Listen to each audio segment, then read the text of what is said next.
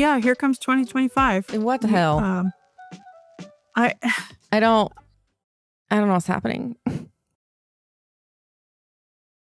Yeah, I don't know. I was feeling really sad about my girls not being babies anymore. Yeah. Like the Why do you babies feel sad coming about out of that? it. Why? They're doing so good. They are. Growing up. I know, but it's just the end of anything I always feel a little sad about. Like, Yeah. I'm stuck and not going to get it back. No, you're not. Which, is why I just was like, every single phase she goes through, I'm going to enjoy it, whether it's shitty or not, because you're never going to get a do-over. So. Nope. So how was your Thanksgiving? Those kids from the Army were so sweet. Oh. It was, I didn't realize that one of them, because my niece kept calling them by their last names because that's how they all talk to each other. Mm-hmm. So I had no idea if they were dudes, girls. It ended up being a girl and a guy. Okay. And they were just so charming. Oh, that's nice.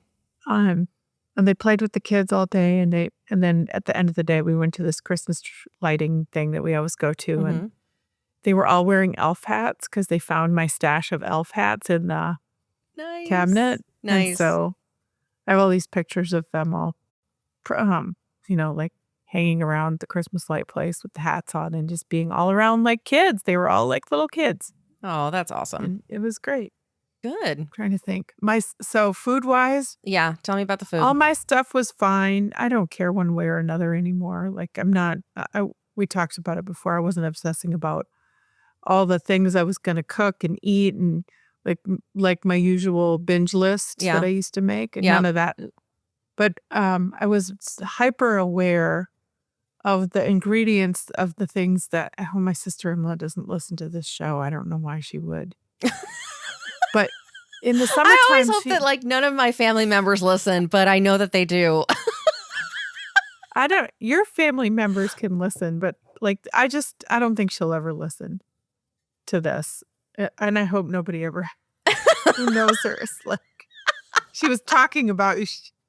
So I've been listening to all these different podcasts about ingredients because it's been in the news a lot. Toxic ingredients, toxic food, the food supply, the stuff in our food. Oh, it's all going to kill us. Yeah.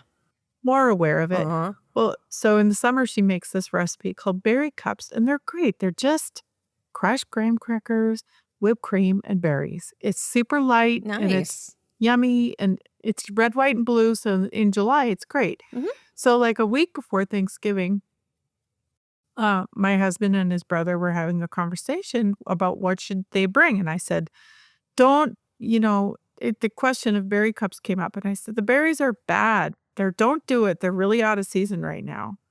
And I thought that was the end of it. No. Oh, it wasn't, huh?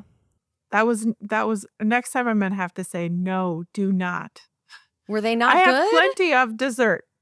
So she made them anyway. Oh, she bought when I saw all the ingredients. And so what happened was, as soon as the actual Thanksgiving meal was over, I needed a moment. I didn't want to jump right into cleaning up. And she went in the kitchen and got out my huge mixing bowl and started making them. And it was Great Value whipped topping from Walmart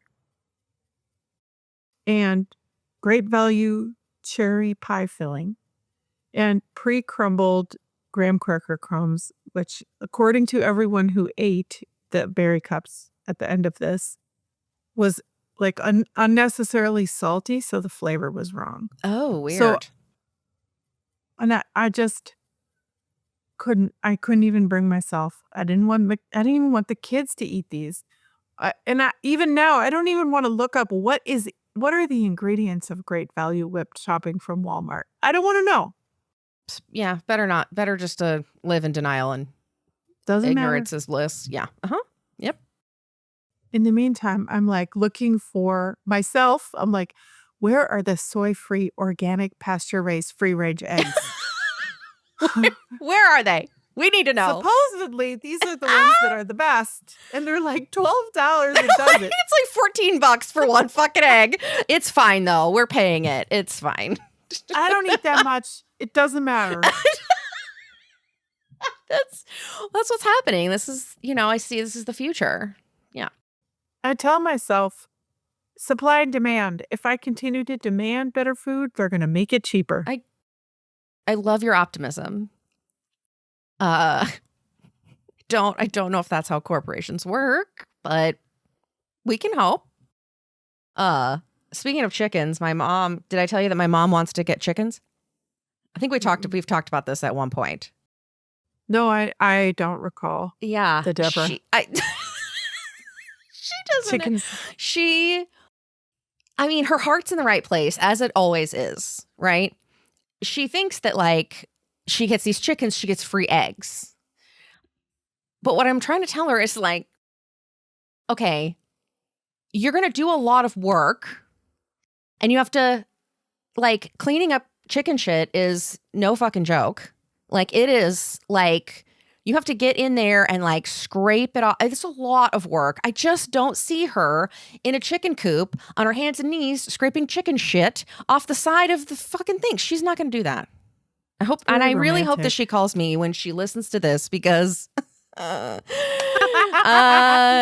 this is Passive aggressive. This is my truth. Well, I did tell her. No, she knows how I feel about it. Like I told her, I said, this is a cute idea, and it's in the city limits. She can have up to 4 chickens, and I was like, just go to the store and buy the eggs, and if you really, find someone else that has them that you can just buy from them, because I can guarantee you they have more than they would ever need. Yeah, and that's the way. Because I just, and then I'm like, what's going to happen when it's the middle of winter and you need to, you want to come out here for Christmas? Like, what are you going to do then? You got to pay someone to take care of the chickens. So you're not saving money. That's not how that's going to work. Now, if you are like crazy animal lover and you don't really travel and you want to keep your chickens in your yard, more power to you. Or you're going to sell them to people at the farmer's market. That's just not, she's not going to do that. No. So, anyways, that's my little spiel about chickens. Mm-hmm. My Thanksgiving was amazing. It was everything I thought it could be. I made enough food to feed probably 50 people, and there was 12 people coming. So I overdid it, as per usual. And I still was worried up until like the day and cooking everything and putting it all out that I was still not going to have enough food. And my dad's looking at me like, are you crazy?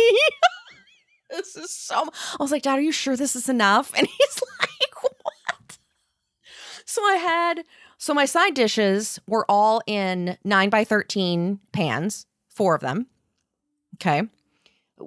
Nobody even ate half of one. Like we didn't even, 2 pies, a turkey. My husband did the turkey, mashed potatoes, Waldorf salad. And then we had the appetizers, which was all like fruits and veggies and meat and cheese and crackers. And then I did a baked brie. And then I did these really good Parmesan encrusted walnuts that I did in the oven. Oh my God, they'll knock your socks off. They're so good. And I ate probably like a couple of bites of every single thing just because I wanted to try it. My green bean casserole thing was not great. That was the only one that was a flop, but everything else was amazing. Yeah. And I still lost a pound. So I figured, well, all right, that's a first. That is a first. And I turned, from my last call, it was my birthday. So, I turned 45 and, my body went to shit because let me tell you what's going on here. So I don't know if you can see this. I have this patch on my shoulder. It's an icy hot patch. Because sleeping is dangerous when you're over 45. Just sleeping. This is true. And, woke up and I thought, everything's cool. And then I tried to move and my body was like, ooh, yeah, we're not going to do that. We're not going to, with the movement and the breathing. And yeah, I'm just going to seize up on you. Okay. Cause why not? So I've been in excruciating pain for like the last 3 days. Uh, and and then I decided this is where it went wrong. I thought, you know what? I'm going to take a shower. Maybe the hot water. I've got the, massager shower head thing. I was like, I'll put that on. It's fine, right? And then when I was in the shower, I was like, Cammie, you should wash your hair because of all the places, this is the place that you should wash your hair, right? In the shower. That was a thought that I had. And so I went with it. And so when I put my arms up to rinse the shampoo out, let me tell you, I felt like everything from my ear to my elbow froze solid. Oh. It was everything seized. And Cordelia, of course, she can't, when I'm in the shower, like that's her time to talk to me. It's Right. the best time to have conversations with mom. And she's like, I said, okay. And so she comes in, she's like, what are you doing? Having a parade. I'm in the shower. Like, what? So I said, okay, you need to go get dad.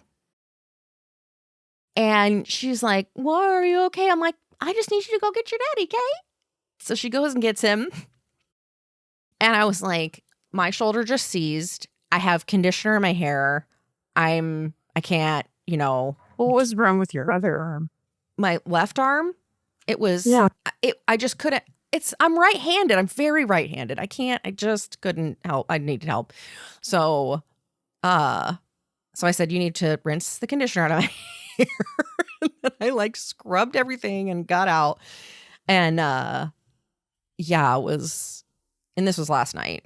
And so today I've been doing exercises and staying up on my ibuprofen, and it's been, but at what point do I go to the doctor and say, can you help me? Don't. I'm old. You Okay, don't. you don't. You can't. No, I've had for frozen shoulder twice. I've had it on the Is first, that what the you right. think it is?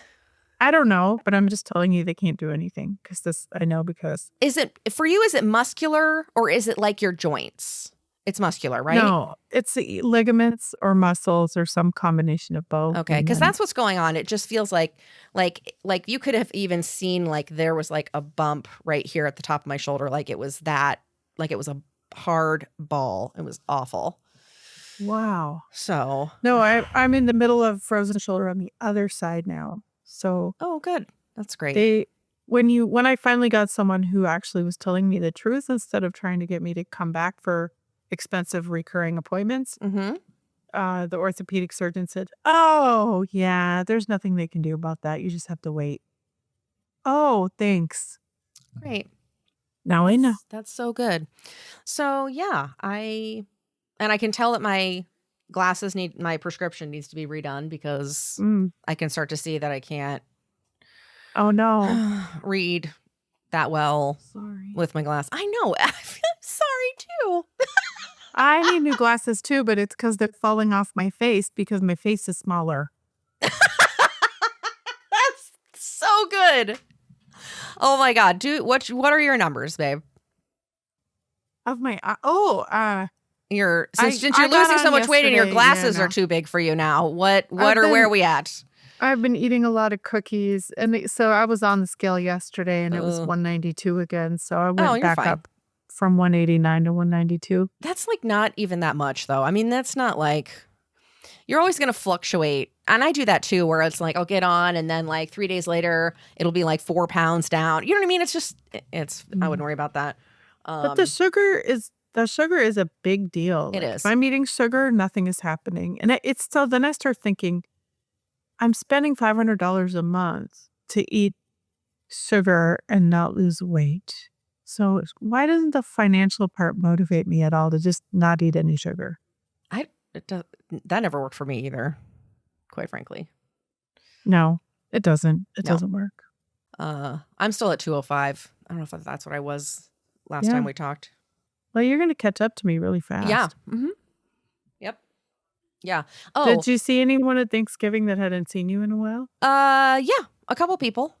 Well, a family friend of ours, so her parents and my parents are very close friends. And so we were all close when we were real little, and then, you know, you go your separate ways. And that was like before social media was invented and everybody kept track of each other. Anyways, so yeah, she hadn't seen me in a couple of years. Oh, And so she was like, wow, you look great. I'm like, thanks. Of course, she's like this big around and yeah. just gorgeous. And she's a sweetheart. I'm really glad she was able to make it. I'm very frustrated with myself for not being able to get to the gym or even walk around the block. Like, I was going to do it this morning, and then I was like, I don't want to. That's been hard for me. So Mhm. I got to figure out what I really want to like accomplish. Cause I know that, like, you know, movement is better than not. So it's like, even if I walk around my neighborhood a few times, it's better than not walking around my neighborhood. So it's on my list. But then it's like, oh God, I just don't like doing it when it's so cold outside. And then I'm pissed. And then I'm irritated Well, yeah. that I The have to, weather has been kind of crappy. It yeah. hasn't been like nice walking weather at all. Well, yeah, I but it's not did, so bad in Texas though, right? I don't know that it's better today, but it's been like, 40 and raining. It hasn't been nice out. Oh, I had to go back to the GI. Was I telling you about this? That I no. had, so, the management of your digestive system is really important on this medication. Mm-hmm. And you can't really like let it go. Like, you really have to pay attention. If things aren't moving through every single day, you put yourself at risk for really serious stuff. Right. So you just have to pay attention. It was my only advice. But I had like persisting issues from having kids, Mm-hmm. and they, like, during the summer, I think we had an episode called rear end problems, Yes. where we were discussing this. And Yes. so mine kind of went away, and then they kind of came back, and they would just kind of come and go. And so you just sort of like limp along, like, I'm fine. Yeah.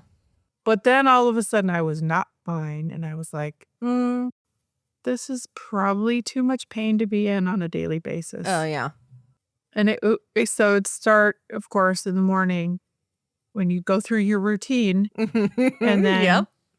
it would turn into like 2 to 4 hours of very, like, I would say, on the pain scale, that it was like, a 7. Oh, damn. Interruptive, like really Oh, that's disruptive not to my great. life. Yeah. And then it wears off. I would take a bunch of Advil and then take a bunch of Tylenol, and then it would go away. And my doctor wasn't really being helpful.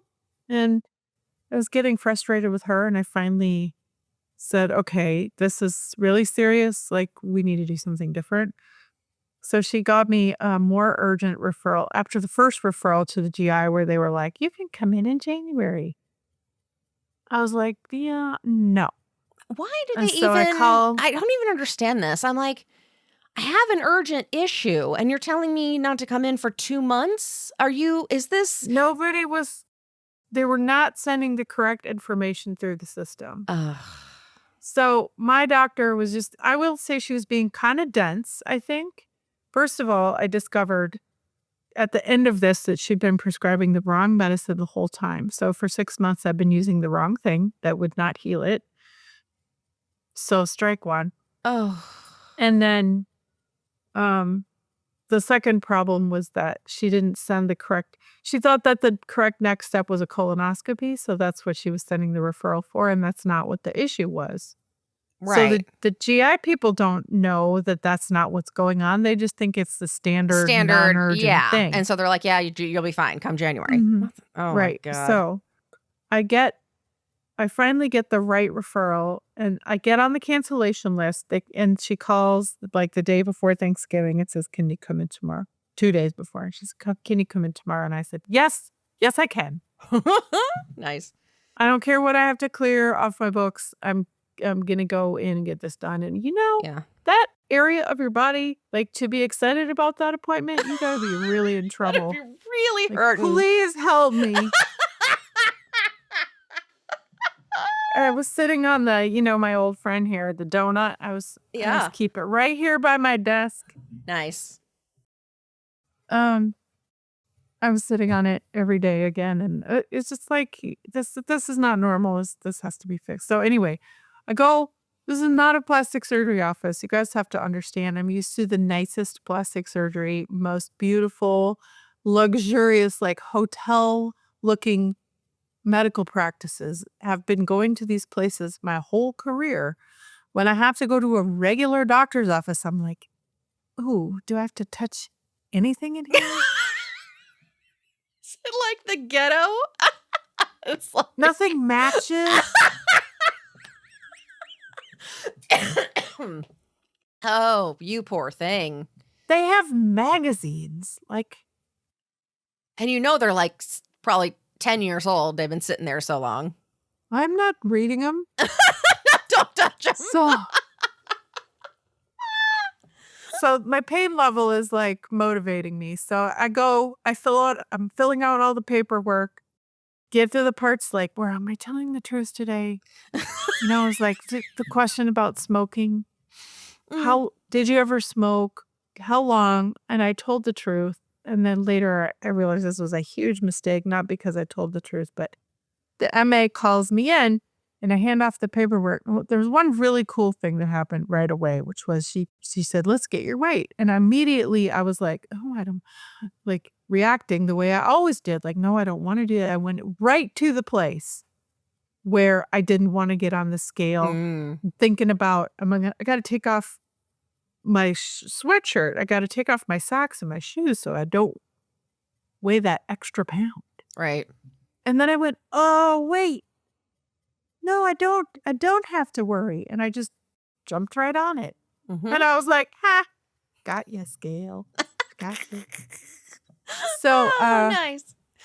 Then, so we go in and sit down. She's got another MA with her. I can't figure out who they are. They never said, this is my name and this is my job and I'm going to be, and then the other one never said, and I'm training her because she's new.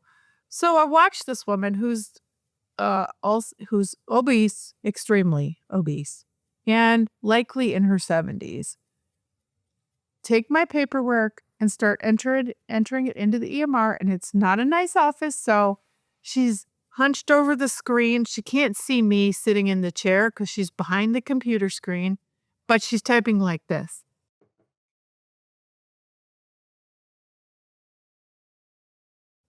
And then she picks up. This goes on for like 20, 25 minutes. Oh, God. The other MA is trying to help.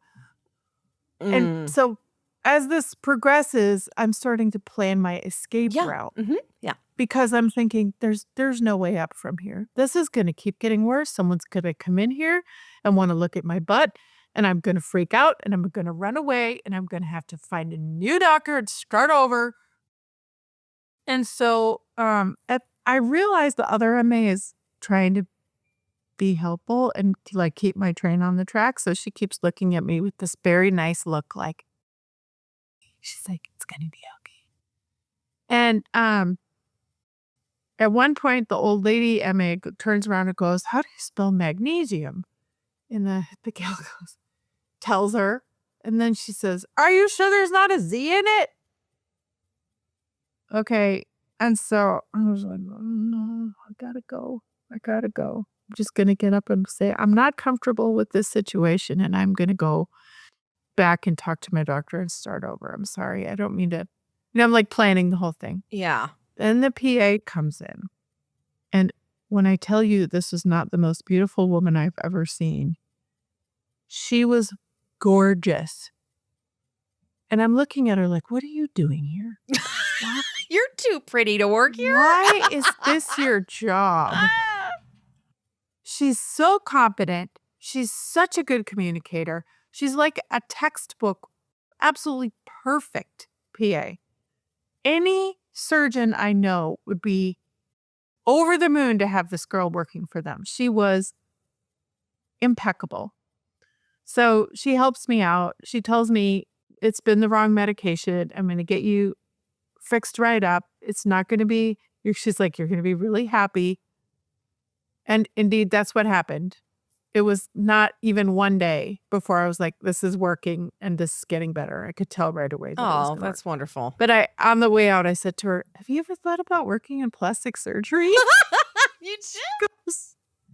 She goes, actually, yeah, I've applied for a couple of jobs. Do you know anyone? And Oh my God. yeah. Yeah, I do. I might know some people. And she said, don't tell anyone here. Don't worry. So it had a happy ending and everything worked out fine. She said, you don't need to come back for a colonoscopy until this is better because it would literally kill you if we tried to do that right now. And I was like, thank you. I love you. Oh my gosh. So yeah, there you go. More rear end problems, part 2, 6 months later. Yeah. Well, I'm glad you're on the right kind of medication, for Christ's sake. What the heck? Yeah, and the weird part is it's compounded, so it's like their own recipe. It has nitroglycerin and lidocaine in it, and the nitroglycerin makes you feel high, and so if you use too much, it's like it takes a little while to come down. Oh. And I was at church like a couple days after this happened, and I mentioned it to my friend Carly, who's an L&D nurse. So she's seen it all. Like she's delivered a gazillion babies and has her own babies. She had the same problem, but hers was way worse. Oh no. But I was like, oh, now I know why people stick drugs in their butt. She was like, totally. That is so good. So good. Oh, honey. I'm glad your butthole's feeling better, babe. That's to all important. my friends from college who are listening to this tragedy, please don't ever bring it up. Oh my God. That is so good. Oh, speaking of babies, my friend Trish that I told you, the pregnant girl, she had her baby. Oh, good. 2, 4, 5. Wait, what's Monday? Thursday, I think. Yeah, a freshie. Yeah. Yep, a freshie. Oh, he's so stinking cute. I'll text you his pictures. That's so cute. His name's Devin. He was 6 pounds, 13 ounces. Yeah. She had a natural childbirth. She did have the epidural because she wasn't progressing, but then she was able to get it done, which is more than I can say for myself. So that's good. Another fun thing I did for myself, kind of as a Christmas present to myself, was there's a stylist. I never do this, but there's when you go to an event and they give you all the bag with all the cards of all the things, the people trying to promote their stuff, there was a wardrobe kickstart in there. Oh. And she'll come over to my house for 4 hours, help me clean out the closet, but also help me with the shopping plan. Oh, that's great. So I signed up for that. That is really cool. Be great. Well, save all your stuff because everything you sent me, in case anybody doesn't need to catch up, Eva sent me a box of clothes, and it had to be a dozen pairs of jeans and 6 or 8 tops or something like that. Everything fit great. And so I'm like super, super excited because I was like, oh, I have clothes that actually like fit me and aren't like falling down as I walk. So that was awesome. Yep. Yeah. There's a couple of pairs of jeans that are a little bit snug that'll be a little bit more comfortable and probably about 10 pounds. But other than that, everything was perfect. That's great. I am so thrilled that you could actually wear them. Yeah. Oh yeah. Weren't helping anybody in a bin at my house. No, that's perfect. Yesterday I went shopping by myself for quite a long time and I tried on a lot of jeans because I've been really frustrated that even the stretchy ones, they'll fit when I get them and they'll fit for like an hour and then they start falling down. Yeah, I hate that. My butt's gone, so I don't have anything to hold them up. So I spent a lot of time trying on jeans yesterday and I landed in good American super high rise. They feel like pajamas. Ooh. But it was like a 4-hour project. Was it? I was really over it by the time I was can done. imagine. You're like, oh, this is the worst. Yeah. But I couldn't keep buying jeans online that, were not. I get tricked, I think, by some of my Stitch Fix stuff. Like it'll fit when I try it on and then I'll be like, oh, this fits, I'll keep it. But if I was in the store, I wouldn't keep it. Why am I keeping it? Right. So Well, I'm glad you found something. yes. Yeah, and all of that. All of it's still gonna come your way. So at Good. least Yay. makes me feel better about it. Yep. And I tucked in, they convinced me to both tuck a shirt in. I've not tucked in a shirt in decades. I haven't either. It's not really my style, but when you're doing fancy work with fancy people, Yeah. I don't know. I tucked in a shirt and it looked good. Good. And then I also, what else did they convince? I tried on a belt.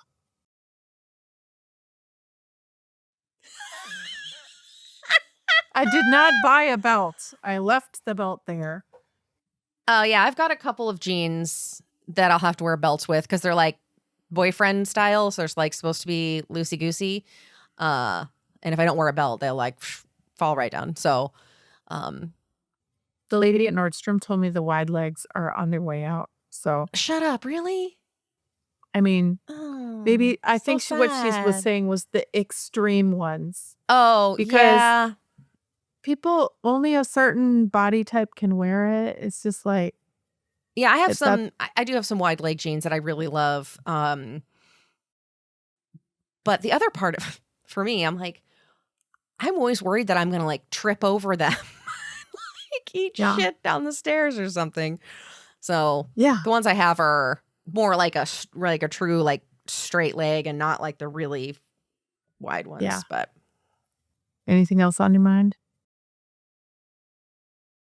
I don't think so. Okay. Well, I'll see you on Friday. All right. Sounds good. Follow us on Instagram at Less of You Podcast. Are you confronting the same challenges and have a story to tell? I'd love to hear your story on our Skinny+shot Stories podcast. Contact me for more details at skinny.shotstories.com. If you're a doctor and would like to learn more about sponsoring this or any of our cosmetic surgery and weight loss podcasts, go to lessofyou.com. Less of You is a production of The Axis, TAGAXIS.io.